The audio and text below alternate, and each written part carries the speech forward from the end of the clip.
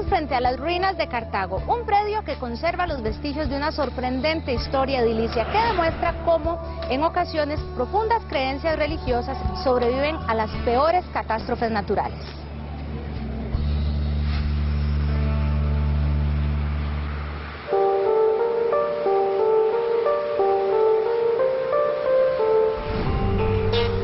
Lo llamamos este sitio las ruinas de Cartago.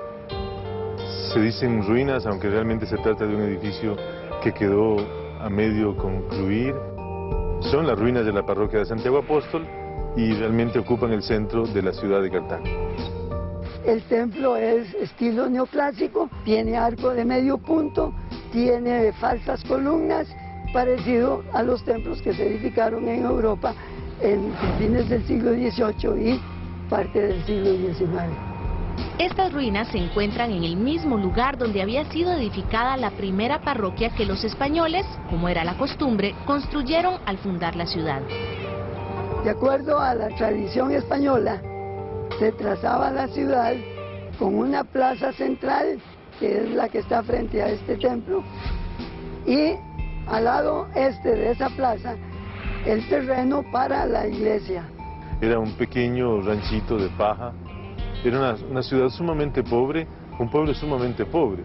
A veces resulta paradójico que lo hayan llamado Costa Rica. La primera iglesia fue construida de madera y paja, pero fuertes tormentas la derribaron. La segunda fue hecha con tierra y adobe, pero tampoco pudo sobrevivir a las intensas lluvias que se dan en esta región. Con los años y con los siglos, la iglesia fue sustituida poco a poco por otras construcciones, muchas de ellas todavía de paja, y alguna vez empezaron a construir una iglesia que es la anterior a esta. Es una iglesia de cal y canto, de muros de barro con piedras, ¿verdad?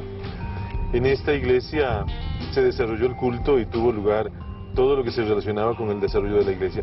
Con los años, aquella iglesia de cal y canto sufrió los embates de un terremoto en el año de 1841 que se llama el terremoto de San Antolín, y parece ser que la iglesia no quedó demasiado deteriorada. A pesar de ello era pequeñita y los cartagos decidieron hacer un edificio memorable.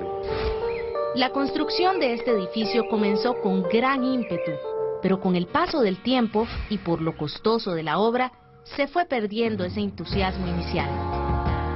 Y por esas cosas de la vida y por la desidia y la falta de entusiasmo, se alargó mucho la construcción. Realmente, cuando el obispo Storck, hacia 1904, regañó a los cartagos y le dijo: ¿qué pasó con la parroquia? Ellos retomaron la idea y una serie de personajes asumieron la responsabilidad y comenzaron a levantar las paredes de este edificio. Muy poco tiempo faltaba para inaugurar la obra, pero sucedió un hecho que no estaba en los planes de los protagonistas.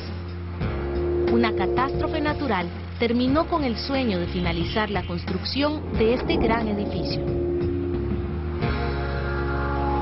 El 4 de mayo de 1910 hubo un gran terremoto de por ahí 7 a 7.9 de la escala Richter. El terremoto dejó la ciudad completamente destruida. El edificio este colapsó un poco. Creo que podrán ver un poco las piedras movidas. El templo quedó, según algunos historiadores, muy mal. Otros dicen que no estaba tan mal y que podría haberse reedificado. Quizá por el miedo, quizá por la tristeza, quizá por la depresión que se produce con un terremoto, quizá por la sensación de que las cosas ya no iban a ser nunca más como eran, el edificio fue abandonado.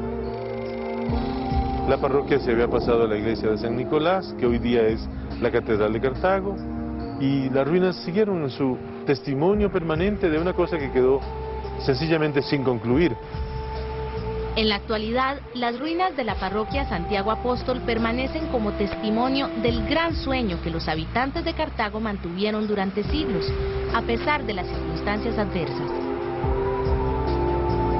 El edificio aspiraba a mucho.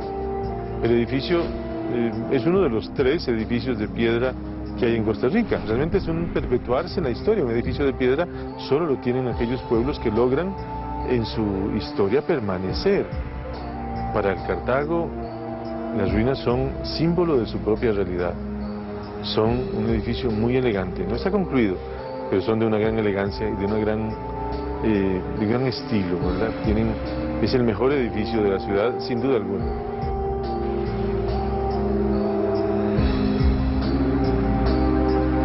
Las ruinas de Cartago permanecen como testimonio de la gran importancia económica y política que tuvo este lugar durante la época colonial.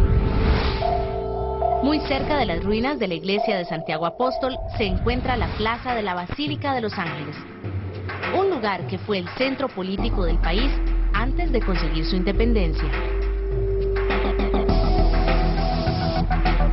Estamos en estos momentos en la Plaza de la Basílica de Los Ángeles, en la ciudad de Cartago, que fue la antigua ciudad capital de Costa Rica. Funcionó como la sede de los poderes centrales políticos durante la época colonial y es un lugar cuyo asentamiento más o menos terminó de conformarse a finales del siglo XVI. En aquella época, Costa Rica no era un territorio atractivo para los españoles, ya que no contaba con yacimientos de oro ni de plata. Pese a ello, fue uno de los últimos países de América Latina en independizarse de España. La Capitanía General de Guatemala estaba dividida en secciones, entonces podemos pensarlo como una unión de estados en ese momento que estaba conformado por lo que hoy conocemos la tradicional definición de Centroamérica, y estaba la Diputación de León, a la que correspondía Costa Rica y Nicaragua. En Guatemala se reúne el Cabildo y declara la independencia el 15 de septiembre de 1821. Esta noticia debía viajar a caballo por toda Centroamérica y a Costa Rica llega hasta el 13 de octubre de 1821. El acta de independencia en realidad viajó de la ciudad de Guatemala a León y de León en Nicaragua hacia Cartago, que era la capital de Costa Rica. El correo debía pasar por San José y luego dirigirse hacia Cartago. Entonces es muy probable que los josefinos hayan conocido la noticia de la independencia primero que la autoridad central de la provincia que estaba en Cartago. El 1 de diciembre de 1821, Costa Rica se declaró independiente. Aunque el país no participó de una lucha armada, sí se produjo una batalla entre los liberales de San José, que planteaban mantener la autonomía, y los imperialistas de Cartago,